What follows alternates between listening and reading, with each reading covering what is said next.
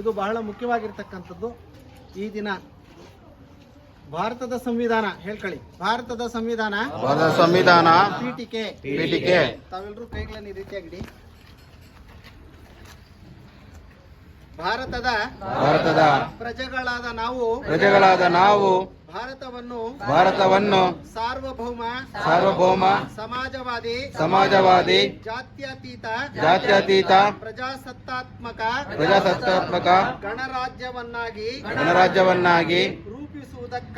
ರೂಪಿಸುವುದಕ್ಕಾಗಿ ಭಾರತದ ಎಲ್ಲಾ ಪ್ರಜೆಗಳಿಗೆ ಸಾಮಾಜಿಕ ಆರ್ಥಿಕ ಮತ್ತು ರಾಜಕೀಯ ನ್ಯಾಯವನ್ನು ವಿಚಾರ ಅಭಿವ್ಯಕ್ತಿ ನಂಬಿಕೆ ಧರ್ಮ ಮತ್ತು ಉಪಾಸನೆಯ